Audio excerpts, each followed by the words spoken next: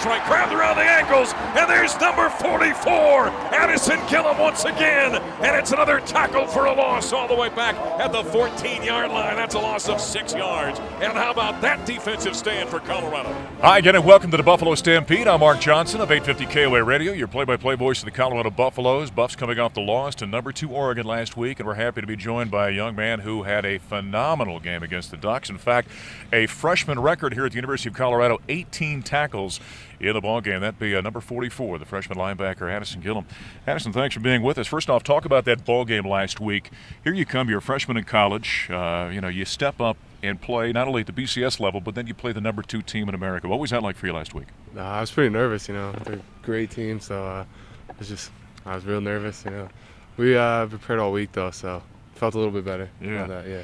What was the speed like? That's the thing that was so striking, I think, about that ball game. It's, the blur offense, they call it in Oregon, the individual speed of those players. Did it take a little while to get accustomed to that? Oh, yeah, definitely. The first drive wasn't as bad because I feel like as the game went on, they just got faster and faster.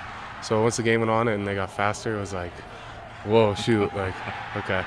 But then, we had a few lineman errors, but other than that, I think we played pretty well against it. Has it been a transition getting used to the college level? By your numbers, it certainly doesn't appear that way, but how has it been for you? Not too bad. Just coming in spring ball helped a lot, I think. So yeah. That's right. You came here early, didn't you? Yeah. What was that? Was that a decision amongst you and your parents? Oh yeah. Once Coach Mack moved, we started calling him and talking to the new San Jose coach. And then 2 days before classes started, we came out here. Okay. Yeah.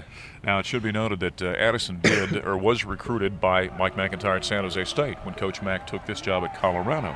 You followed him here. What was it about Mike McIntyre, and why did you want to come here after he came here? I just think the way he runs things is really good, with our family groups and everything, and how he likes the team to be really close and cares about academics first and not so much you're not just a football player, you're more than that. Sure. You're a football player second. And just the way he coaches, I just loved it. I came out to a couple of their games, San Jose's games, and just seeing him out on the field, and Coach Barry definitely, I knew I wanted to go with them. All right, now he's a California kid, this Allison, came from a small town in California. How about the social transition of coming here to Boulder? A little bit different than where you're from? Yeah, definitely. I liked it, though. It's nice to be in a bigger town than a little small town. There's more people to talk to, so just like that.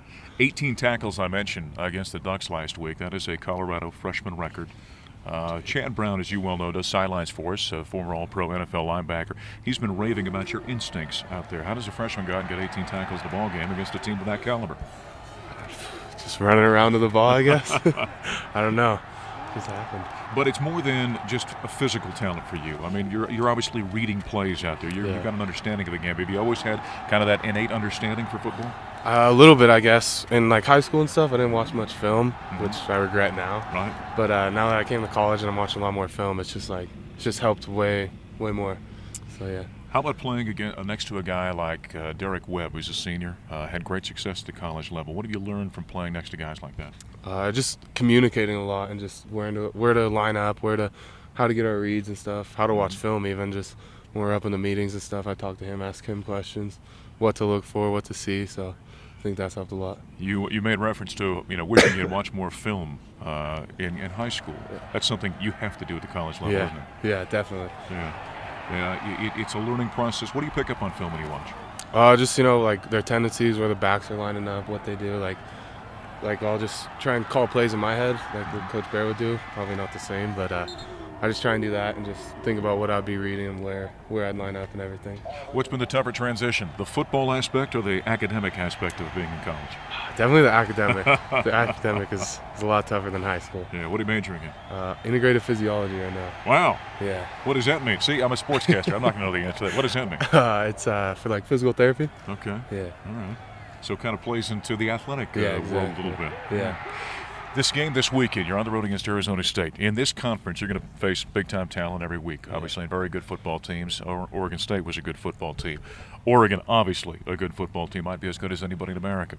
Thought or two about this game this weekend in Arizona State? They're a good team, so they're fast. They're not just like Oregon, but they're fast. Got some good skill guys, running backs, quarterback, their receivers. They know how to throw the ball up to them pretty well, so I think we just got to keep preparing. with all the spread offenses in football right now, and you just face some other types of offenses, a Stanford, whom the Buffs will not see this year, more of a power football team. As a linebacker, what do you prefer playing against? More the spread finesse kind of offenses, or do you like the physical games? I like physical games, I think, yeah. Just because, it's more fun. You have to hit somebody? Yeah, getting to hit people, it's more fun. You don't like chasing those little small guys around? Yeah, exactly. Just make it look stupid. Well, I'll tell you what, you've been impressive so far this season. Double-digit average in total tackles in Pac-12 play so far. Congratulations. Keep up the good work. Thank you. All right, that is linebacker Addison GIllam. 18 total tackles last week officially against number 2 Oregon. This weekend, the Buffs are on the road in Tempe, Arizona, against a very good Arizona State team. By the way, our radio broadcast at 8:50 KOA gets underway at 6:05 with the Buffalo Stampede. Our network affiliates pick up at 6:35, and then the kickoff down at Tempe, the Buffs and Sun Devils at 8:05. Once again, for Addison GIllam, I'm Mark Johnson. Thanks for watching this week. By the way, for all things Buffaloes, go to Buffs TV at cubuffs.com. Right now, let's check in with B.G. Brooks. Hi, this is B.G. Brooks with cubuffs.com. I like to look forward rather than back in these weekly segments, and looking back on a 57-16 loss doesn't seem that productive. But if you watched the Buffs' 41-point loss last weekend to number 2 Oregon, you saw some signs of a program coming awake. Granted, finding rays of sunlight in a whipping like that requires a search, but they were there. And here's something to remember. The Buffs are facing a team that has a better-than-average shot of playing for the BCS championship, and Oregon has a quarterback who should be in any serious Heisman Trophy conversation come December. CU is still a long, long way from competing with Oregon and a couple of other Pac-12 schools, but the Buffs will get there. I liked their let-it-all-out start against the Ducks and their refusal to roll, something we couldn't say on several occasions last season. For now, CU is simply overmatched against a second-ranked team. The coming weeks will be telling for Mike McIntyre's program. With the exception of their next home contest against Charleston Southern, the Buffs aren't likely to be favored the rest of this month, and certainly not in November's first 2 games at nationally ranked UCLA and Washington. But here's my best-case scenario.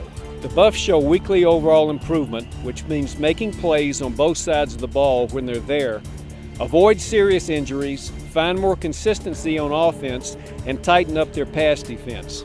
If those things can be accomplished, the late November schedule could cut CU a break. 2 of the Buffs' last 3 games are at home. That would be Cal and USC, and their finale is at Utah. I know coaches cringe at looking ahead, but build a little momentum, stay healthy going into mid-November, and who knows how Mike McIntyre's first season ends. He's fond of saying the Buffs will go into every game believing they can win, and I don't think he's going to let them lose that belief. This is B.G. Brooks. You can read my football coverage on cubuffs.com.